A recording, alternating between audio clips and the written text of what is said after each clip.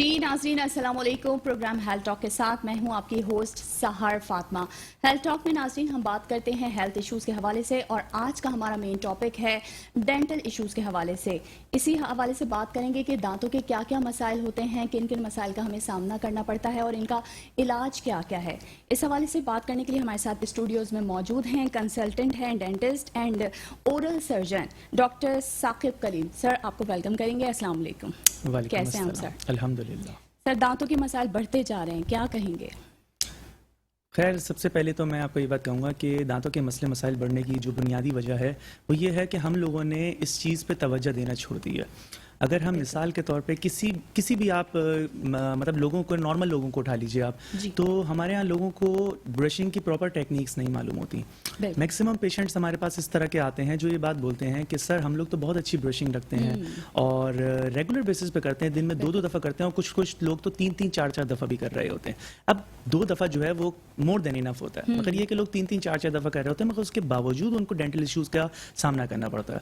तो उसकी बुनियादी वजह ये होती है कि अगर हम एक काम कर ज़रूर रहे हैं मगर उसको सही तरीके से नहीं कर रहे तो फिर अल्टीमेटली प्रॉब्लम तो ज़रूर आती है ना उसके अंदर। अब एक और चीज़ जो उसमें सबसे ज़्यादा देखी गई है वो ये कि लोग ये बात समझते हैं कि दांतों की सफाई का जो ताल्लुक है वो सिर्फ और सिर्फ ब्रशिंग से हल हो जाता है, तो ऐसा नहीं होता। बहरहाल जितनी ही ब्रशिंग हमारे दांतों के लिए, सफाई के लिए ज़रूरी होती है उतनी ही या शायद उससे कहीं ज़्यादा फ्लॉसिंग हमारे लिए ज़रूरी होती है। अब हमारे लोगों में से कितने लोगों को ये बात मालूम है कि फ्लॉसिंग उतनी ही ज़रूरी होती है जितनी ब्रशिंग ज़रूरी होती है। आप किसी भी रैंडम इंसान से पूछिए तो वो आपसे ये बात करता है कि ब्रशिंग तो हम लोग करते हैं, इसके अलावा क्या सफाई करते हैं, इसके अलावा कोई सफाई होती है? तो जब लोगों को अवेयरनेस ही नहीं है तो वो उस चीज़ को करेक्ट कैसे कर सकेंगे? तो जहाँ पे ब्रशिंग इतनी ज़्यादा ज़रूरी होती है वहाँ पे ही आपकी फ्लॉसिंग भी उतनी ही ज़रूरी है। अब हमारा काम ये है कि हम लोग इस चीज़ को अवेयरनेस क्रिएट करें।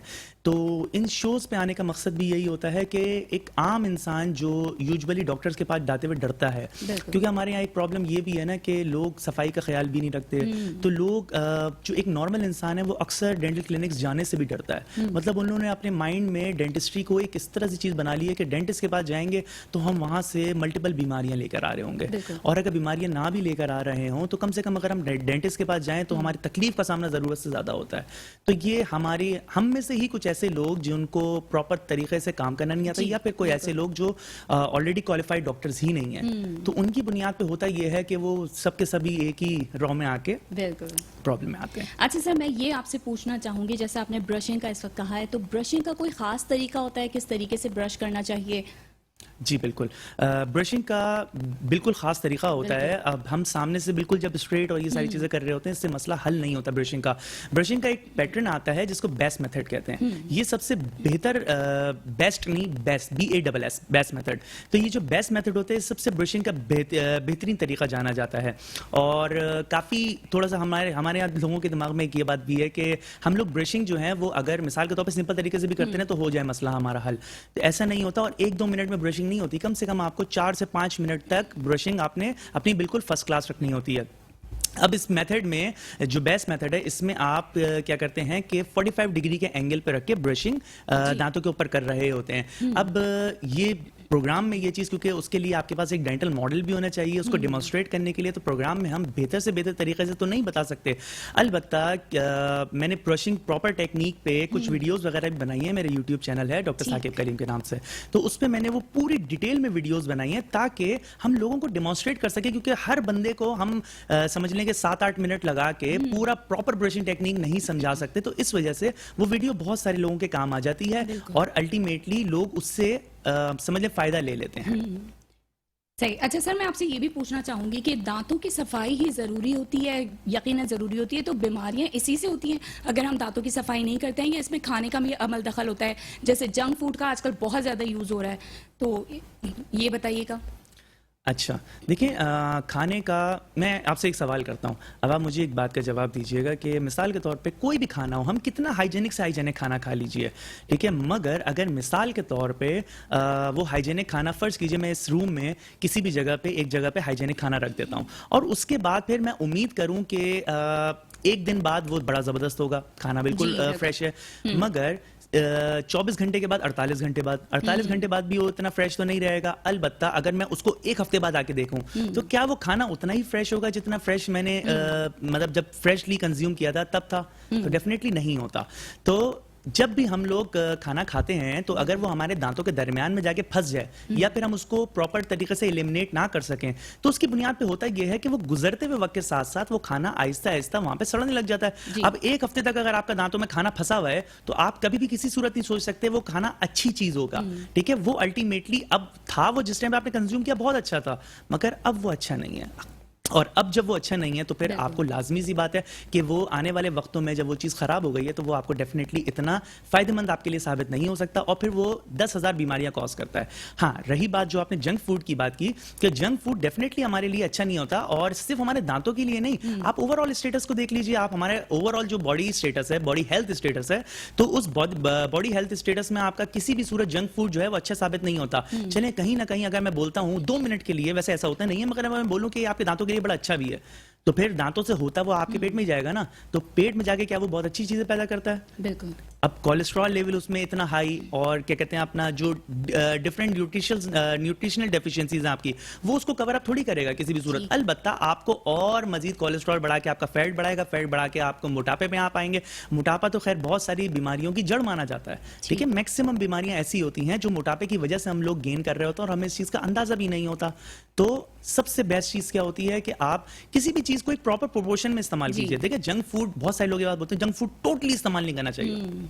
अच्छा, मेरा मानना यह है कि थोड़ा बहुत इस्तेमाल कर भी लें अगर हम लोग तो कोई इश्यू नहीं है, मगर हर चीज में म्याना रवि, बैलेंस्ड डाइट अगर हम लोग लेते हैं उसमें अगर आप कभी कभार वंस इन अ मतलब समझ लें ट्वाइस इन अ मंथ भी अगर आप इसको कंज्यूम कर रहे हो तो मेरे हिसाब से इसमें कोई इश्यू नहीं है, क्योंकि हमारी बॉडी के अंदर एक इम्यून सिस्टम है जो डिफेंस मैकेनिज्म के तौर पर काम करता है। अगर उसमें कोई हार्मफुल चीज once in a blue moon आ भी रही है जो हमारे समझ लें मुंह के जायके को अच्छा बनाने के लिए, तो मेरे हिसाब से उसमें कोई इश्यू नहीं है। हम उस चीज को कंज्यूम कर सकते हैं, अच्छे तरीके से कंज्यूम कर सकते हैं, मगर बस वो उस समझ लें कि महीने में 2 से 3 दफा से ज्यादा ना हो, क्योंकि अगर हम फिर ज्यादा उसको इस्तेमाल करने लग जाएंगे फिर वो हमें डेफिनेटली प्रॉब्लम देगा। अच्छा सर, आपने ब्रशिंग की बात की तो साथ ही साथ बात करूंगी मैं टूथपेस्ट के हवाले से भी। तो किस किस्म का हमें टूथपेस्ट लेना चाहिए, क्योंकि अमूमन आजकल मार्केट में ज्यादातर केमिकल्स वाले टूथपेस्ट हैं, तो हमें किस किस्म का टूथपेस्ट यूज करना चाहिए? क्या हमें केमिकल वाला नहीं यूज करना चाहिए या केमिकल वाला आया सही है टूथपेस्ट? खैर मैं तो ये बात कहता हूँ कि हर टूथपेस्ट में केमिकल होता है, ऐसा कोई टूथपेस्ट नहीं होता। देखिए, केमिकल से ही तो मिलके सारी चीजें बनी हुई होती हैं। कुछ मेडिकेटेड भी होते हैं, बिल्कुल मेडिकेटेड होते हैं। अलग अलग टूथपेस्ट का ना अलग अलग काम होता है। जिस तरह मिसाल के तौर पे किसी पेशेंट को सेंसिटिविटी का प्रॉब्लम हो, अब सेंसिटिविटी का प्रॉब्लम हो तो उसको एंटी सेंसिटिविटी टूथपेस्ट दिया जाता है। कुछ पेशेंट्स को ब्लीडिंग गम्स का मसला होता है, उनको ब्लीडिंग गम्स के पॉइंट ऑफ व्यू से टूथपेस्ट दिए जाते हैं। कुछ पेशेंट्स को और कोई डिफरेंट प्रॉब्लम्स होती हैं, कुछ लोगों को व्हाइटनिंग का इशू होता है कि भाई मेरे दांत इतने अच्छे नहीं नजर आते, तो उनको व्हाइटनिंग के टूथपेस्ट दिए जाते हैं। अच्छा, मैं आपको इसमें एक और चीज ऐड कर देता हूँ कि टूथपेस्ट से ये चीज हार्डली 19-20 हो जाती है, 18-20 हो जाती होगी, मगर इसका ये ना हमारे लोगों में अवेयरनेस होना बहुत जरूरी है। हमें कंसल्ट नहीं करते हैं, हम डेंटिस्ट के पास नहीं जाते हैं, खुद ही अपना इलाज कर रहे होते हैं, तो इसलिए हमें अवेयरनेस नहीं होती। तो लोगों को चाहिए कि कंसल्ट करें डॉक्टर से, डेंटिस्ट से सबसे पहले, और इसके बाद अवेयर हों हर चीज से कि उनके लिए कौन सा टूथपेस्ट जो है वो बेस्ट है। बिल्कुल, जिस तरह मैंने आपको बताया कि ये भी एक बहुत बड़ा रीजन है कि हम लोग डेंटिस्ट के पास जाते नहीं और हम समझते हैं कि सारी चीजें हम लोग खुद कर सकते हैं, जबकि ऐसा नहीं होता। लाजमी सी बात है, अब जिस तरह बीइंग अ सर्जन मैं भी चाहता हूं कभी कभी कि मैं भी बहुत सारी चीजें खुद कर लूं, मगर अब एक डेंटिस्ट्री मेरी फील्ड है, मैं इससे बाहर निकल के अगर इंजीनियरिंग साइड पे जाऊंगा तो लाजमी सी बात है मैं उसमें उतना परफेक्ट नहीं होऊंगा जितना शायद मैं डेंटिस्ट्री में हूँ। तो इस वजह से हर फील्ड की एक स्पेशलाइज लोग होते हैं, हमें चाहिए कि हम उनसे रब्ता करें बनिस्बत इसके कि अपने माइंड में एक चीज बना लें। एक और जो हमारे यहाँ लोगों में थोड़ा सा मसला वो ये है कि हम लोग जो है ना वो सुनी सुनाई बातों पे बहुत ज्यादा बिलीव करते हैं। अब आप यही सुनी सुनाई बात किसी डॉक्टर की बात पे भरोसा कर लेना, मगर नहीं, हम लोग सुनते हैं किसको कि भाई एक इंसान, मिसाल के तौर पे एक छोटी सी मिसाल देता हूं मैं आपको कि अगर हम लोग रोड क्रॉस कर रहे हैं, ठीक है, अब एक बात बताइए कि कोई आपका बड़ा बूढ़ा आपको ये बात बोले कि भाई ये रोड नहीं क्रॉस करनी चाहिए, क्यों? क्योंकि ये रोड क्रॉस एक दफा उनके चाचा ताया मामू में से किसी ने ये रोड क्रॉस की थी और उसका एक्सीडेंट से इंतकाल हो गया। अब क्या उसकी गलती थी कि वो देख के रोड नहीं क्रॉस कर रहा था, या फिर जो इंसान ये रोड क्रॉस करेगा वो मर जाएगा, क्योंकि वो आपको इस तरह से प्रेजेंट करते हैं जिस तरह बिल्कुल। जो इंसान ये रोड क्रॉस करेगा ना वो मर जाएगा। क्यों? क्योंकि उनके खानदान में ऑलरेडी ये चीज हो चुकी है। सिमिलरली हमारे उसमें भी ऐसा होता है इसको कि वहम कहते हैं सर। हमारे उसमें भी ऐसा होता है कि एक इंसान जिसने तकरीबन सारी जिंदगी पान गुटखा छालिया इस तरह की जी। चीजें खाई और उसके बाद उसको हो गया उससे कैंसर, ठीक है, लाजमी सी बात है, ये चीजें यहीं पे एंड करती हैं। मगर अब जब उसको कैंसर हुआ तो फिर उसने जाके दांत निकलवाया, एक मिसाल के तौर पे, क्योंकि दांत हिलने शुरू हो जाता है, आपकी बोन खराब हो जाती है, तो जब दांत हिलने शुरू हो गया उसको दर्द हुआ, उसने जाके दांत निकलवाया।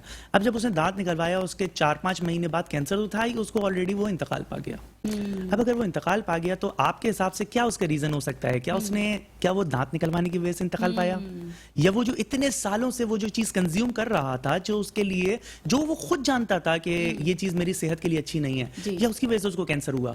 मगर बड़े बूढ़े अक्सर, सब नहीं मगर अक्सर लोग ये बात बोलते हैं कि इसने दांत निकलवाया था इस वजह से चला गया। अच्छा सर, मैंने ऐसे भी केसेस देखे हैं कि ऐसा भी हुआ है कि दांत निकलवाने गए हैं, जंग आलूद औजार जो होते हैं वो यूज कर दिए जाते हैं, तो उनकी वजह से भी कैंसर हो जाता है। देखिए, जंग आलूद औजार की वजह से कैंसर नहीं होता, अलबत्ता और डिफरेंट बीमारियां होती हैं। अलबत्ता जो कैंसर है ना, लोग अक्सर ये बात समझते हैं कि कैंसर जो है ना वो फैलने वाली बीमारी है।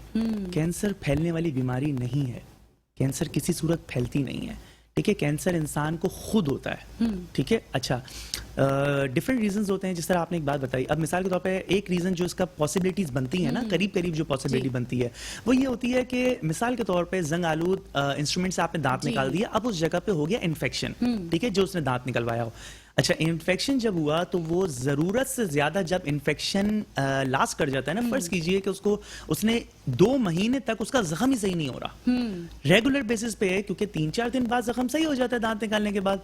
मगर अगर मिसाल के तौर पे महीनों गुजर गए और उसका जख्म सही नहीं हो रहा, तो फिर अब डेफिनेटली जख्म उसका खराब होता जा रहा है, होता जा रहा है, होता जा रहा है, होता जा रहा है, और फिर एक वक्त ऐसा आएगा कि वो खराब होता होता जख्म जो है वो आहिस्ता आहिस्ता कैंसर में ट्रांसफॉर्म हो जाएगा, ठीक है। तो ये तो रीजन हो सकता है, मगर आप ये नहीं सोच सकते कि आपने खराब उससे, इवन कि अगर आपने तो कैंसर, सर ऐसे इंस्ट्रूमेंट्स क्यों यूज किए जाते हैं कि उनकी वजह से इन्फेक्शन हो जाए?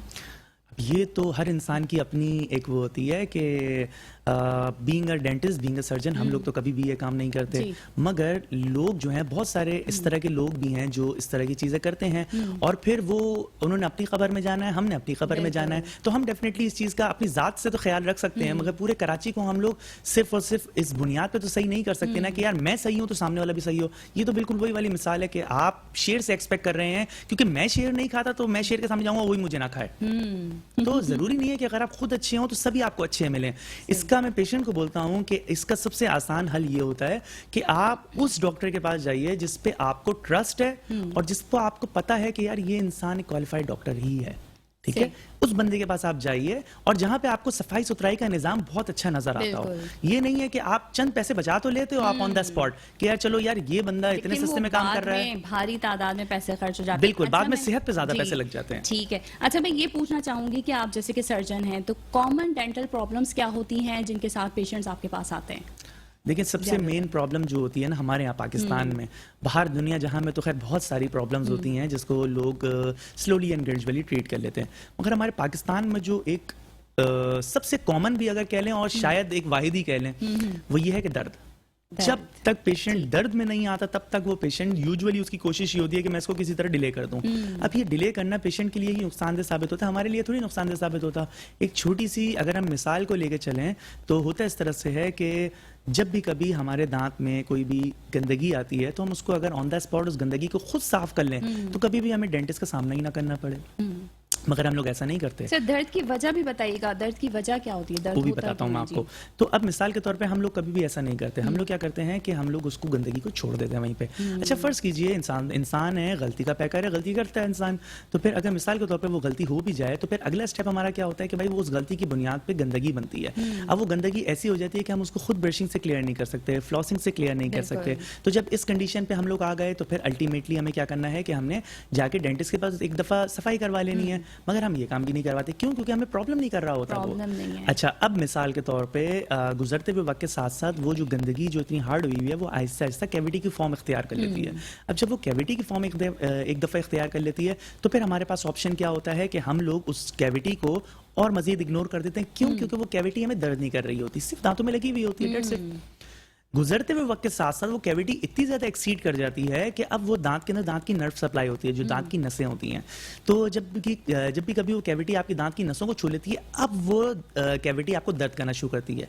तो फिर पेशेंट अक्सर डेंटिस्ट की तरफ रुख करता है। तो तब तक ऑलरेडी बहुत देर हो चुकी होती है, तो इस वजह से वो आपको दर्द हो रहा होता है। क्यों? क्योंकि अब दांत के अंदर की जो दांत की नस है ना वो खराब हो गई होती है, जो आपका सवाल था कि उसकी बुनियाद पे हमें ये सारे प्रॉब्लम्स हुए।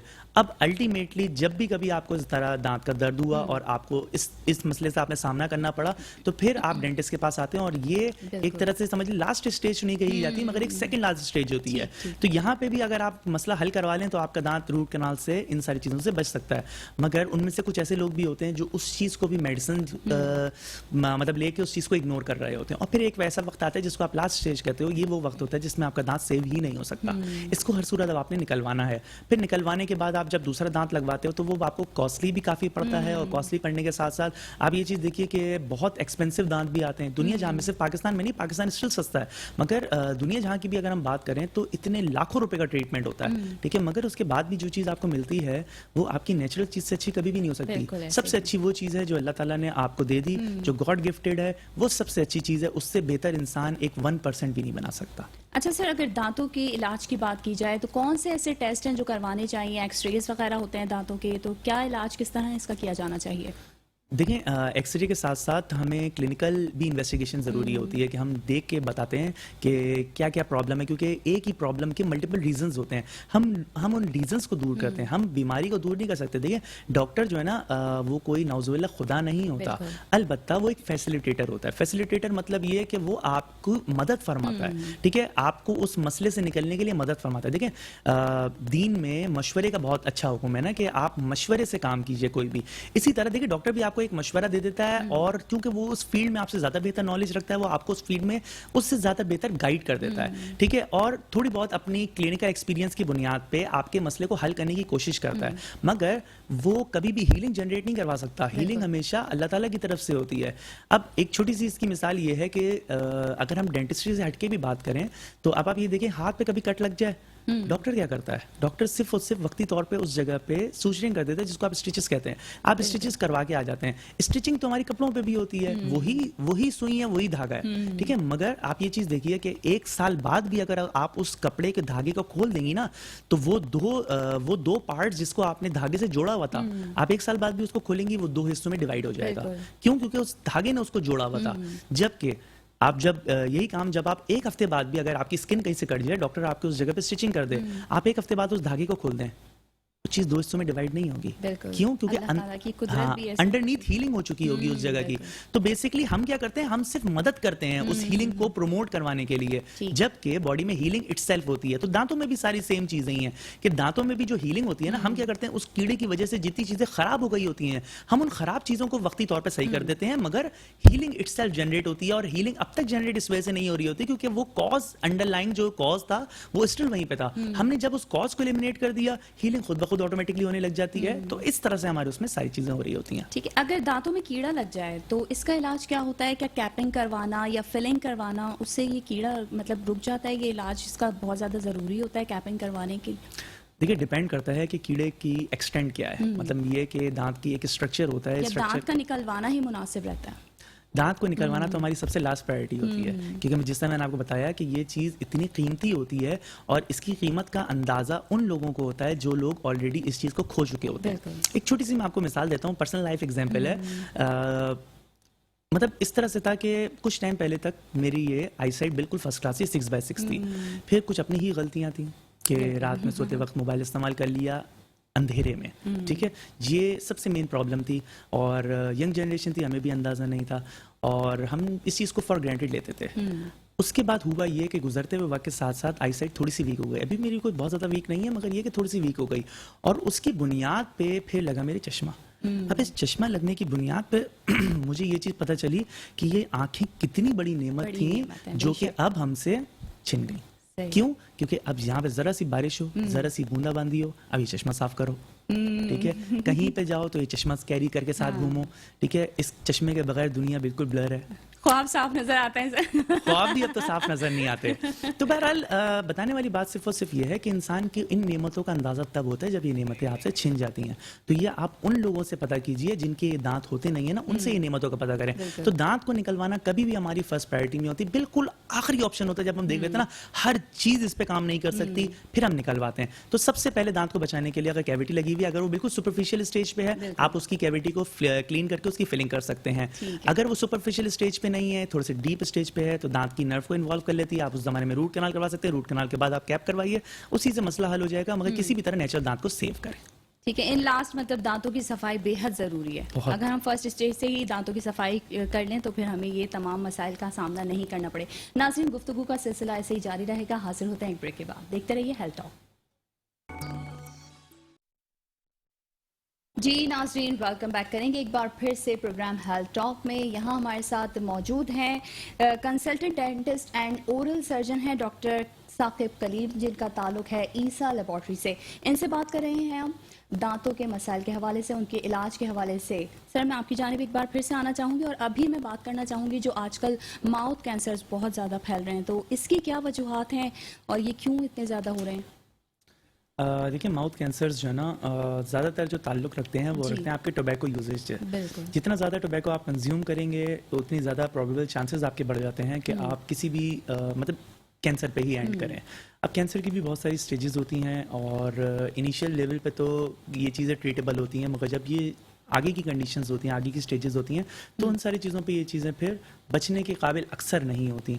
अब उसमें कोई मिरेकुलस सी चीज़ हो जाए कि भाई आप, क्योंकि मिरेकल्स भी हैपन करते हैं इस ज़माने में, और बहुत सारे ऐसे लोग होते हैं जिनको कभी कभार ऐसा होता है कि हम डॉक्टर्स भी ये बात बोल देते हैं कि हमारे हिसाब से तो ये चीज़ पॉसिबल नहीं है, मगर फिर हम लोग भी, मैंने आपको बताया कि एक लिमिट तक ही नॉलेज रखते हैं और हम प्रोबेबल चांसेस पे बात करते हैं, कॉजेज़ पे बात करते हैं, मगर अल्लाह ताला की ज़ात जो है वो मतलब आउट ऑफ वे है। ठीक है, हम सोच भी नहीं सकते कि यहाँ से सारी चीज़ें अल्लाह ताला सही करवा देता है। तो वो कहते हैं ना कि जहाँ पे दवाएं बंद हो जाती हैं वहाँ पे दुआएं भी बहुत काम आती हैं। तो मगर अगर हम लोग बात करें कि हम लोग खुद किसी चीज़ को प्रोवोक कर रहे हैं, खुद किसी चीज़ का रीज़न बन रहे हैं। अब एक छोटी सी मिसाल, जैसा मिसाल के तौर पे मैंने आपको बताया कि टोबैको यूजेज की वजह से सारी चीज़ें होती हैं। ऐसा ये डायग्नोज किस तरह होता है? क्या कोई खुसूसी टेस्ट होते हैं, मखसूस कोई टेस्ट होते हैं जो वो करवाने पड़ते हैं जिनसे ये? देखिए, इसका जो सबसे बेसिक टेस्ट होता है ना वो होता है बायोप्सी। ठीक है, बायोप्सी से आपका हर सूरत कंफर्म हो जाता है कि आइदर आपका जो लीजन है या फिर जो भी आपका समझ लें कि एक्स्ट्रा मास बना हुआ है, क्या वो कैंसरस है, या फिर कभी कभार ऐसा भी होता है कि वो कैंसरस होता नहीं है मगर पेशेंट बिला वजह में डर रहा होता है उस चीज़ पे। आपको पता है डर बहुत बड़ी चीज़ होती है। डर से इंसान वाकई में कभी कभार ऐसा होता है कि डर से इंसान इस तरह से निकल जाता है कि जिस तरह मतलब उसको कोई कैंसर होता भी नहीं है मगर वो डर डर डर डर डर और उसके बाद एट अ टाइम सारी चीज़ें एंड।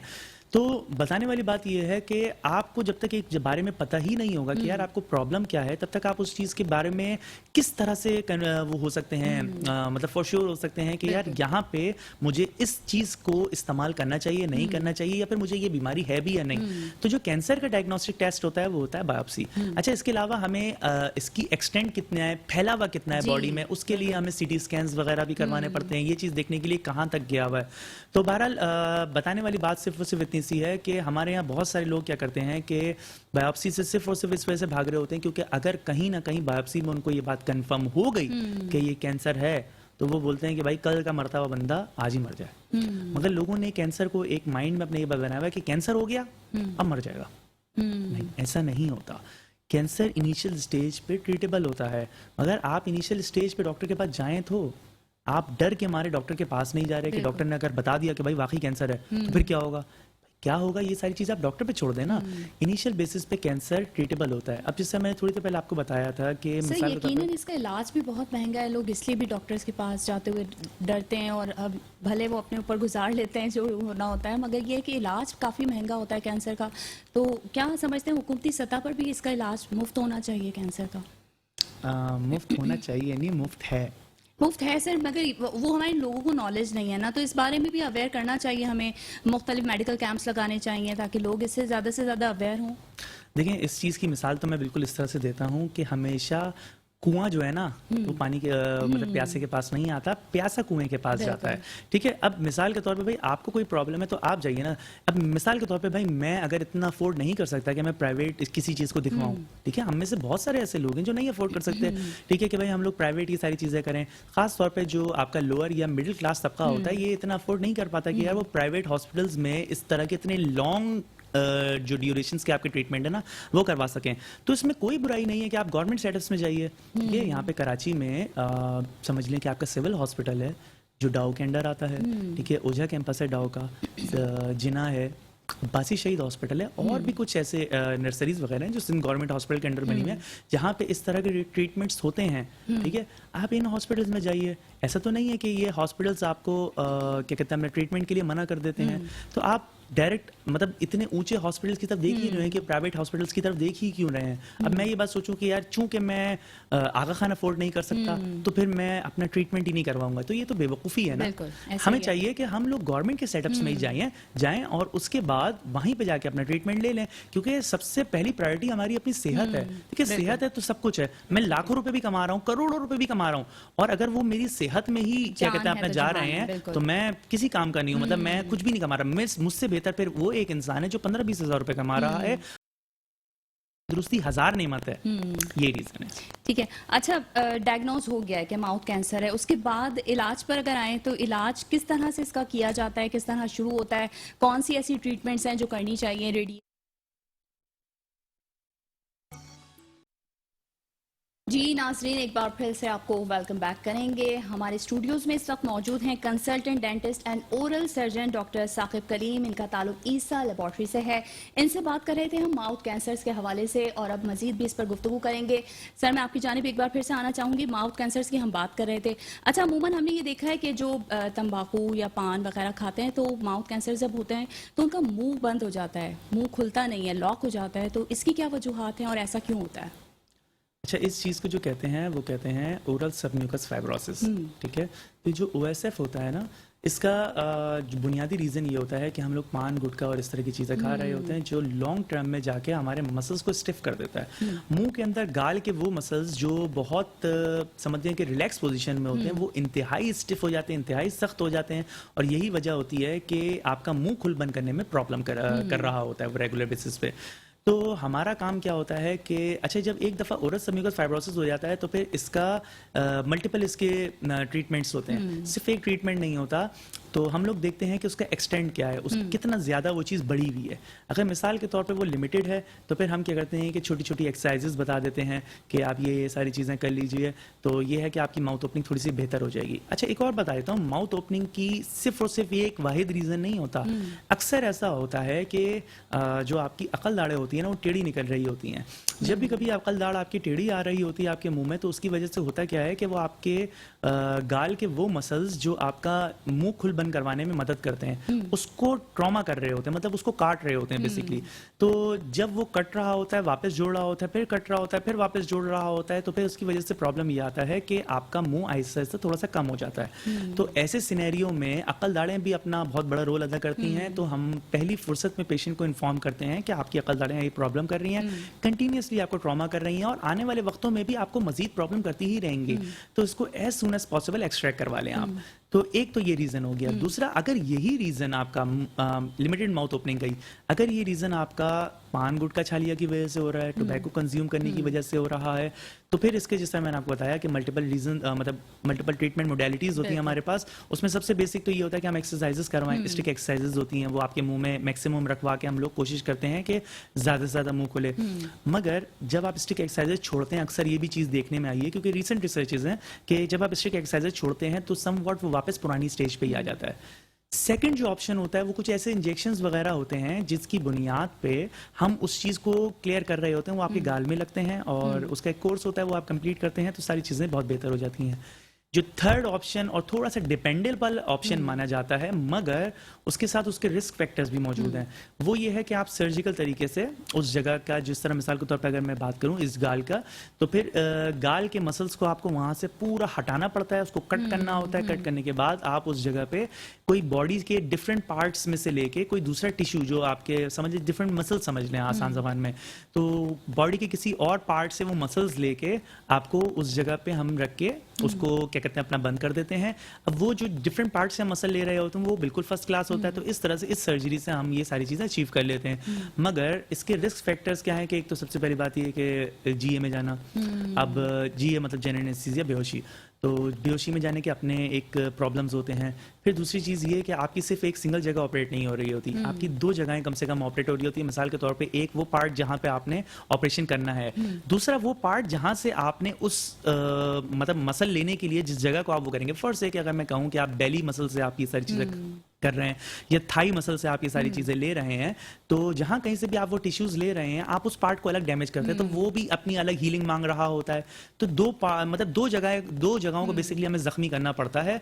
मगर अल्टीमेटली फ्यूचर में जाके तो चीज़ें बेहतर हो जाती हैं, मगर वक्ती तौर पे तो आप देखें कि ये प्रॉब्लम हुई ना, तकलीफ देती हैं वक्ती तौर पे जब तक वो हील अप नहीं हुआ हुआ होता। इस वजह से हमारी प्राइमरी कोशिश यही होती है कि हम जो है वो पेशेंट्स को इस तरह से गाइड करें कि वो इन चीज़ों को कंज्यूम ही ना करें। लेकिन लाजमी सी बात है कि अगर वो इन चीज़ों को कंज्यूम नहीं करेगा और अगर हम बहुत अर्ली स्टेज पे उसको रोक लेंगे तो वो कभी भी इस पोजीशन पे आएगा नहीं। मगर अगर मिसाल के तौर पर वो आ गया तो हमारे पास उस जमाने में भी ऑप्शंस अवेलेबल होते हैं, मगर हमारी प्राइमरी कोशिश ये होती है कि हम उसको उससे पहले ही चीज़ों को रोक लें।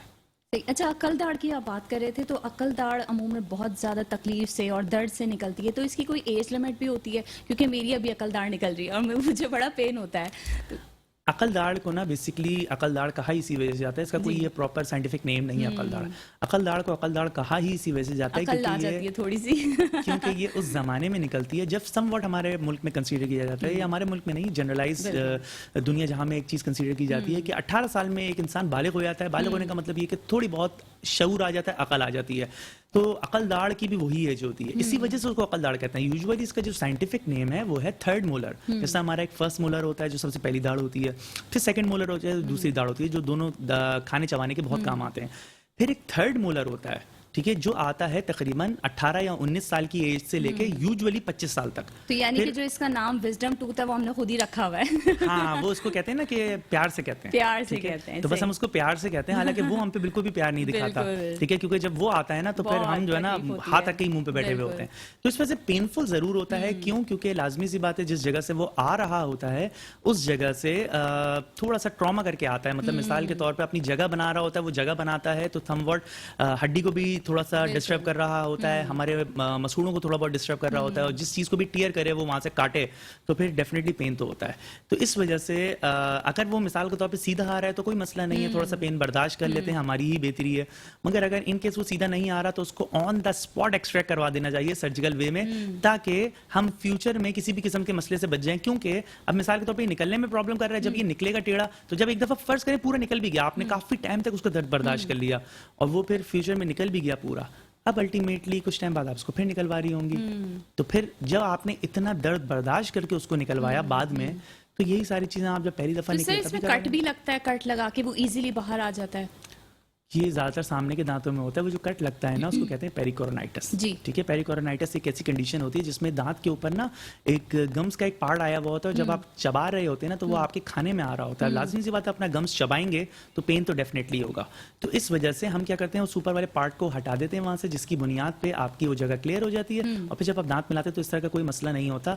मगर ये भी उस सूरत में अच्छा होता है जब आपका दांत स्ट्रेट निकल रहा हो, क्योंकि आपको पता है कि आपने उसको बाद में एक्सट्रैक्ट थोड़ी करवाना। मगर जब आपको पता है दांत टेढ़ा निकल रहा है और आपने बाद में इसको एक्सट्रैक्ट करवाना है, तो मेरा नहीं ख्याल कि कोई अक्लमंदी का काम है कि आप इतना पेन भी बर्दाश्त करें और फिर आने वाले वक्तों में उस दांत को निकालना भी पड़े। ठीक है सर, बेहद शुक्रिया आपका, आपने हमें प्रोग्राम के लिए वक्त दिया और गुफ्तगू का सिलसिला ज़बरदस्त रहा और मेरा दिल नहीं चाह रहा नाजरीन, इसलिए कि मैंने बहुत नॉलेज हासिल की और मुझे उम्मीद है कि आप लोगों ने भी बहुत नॉलेज इस प्रोग्राम से हासिल की होगी। ज़बरदस्त टॉपिक था आज का और अगले वीक दोबारा हाजिर होंगे एक नए टॉपिक के साथ। अब तक के लिए इतना ही और इंशाल्लाह जिंदगी रही तो आपसे अगले वीक दोबारा मुलाकात करेंगे। देखते रहिए प्रोग्राम हेल्थ टॉक।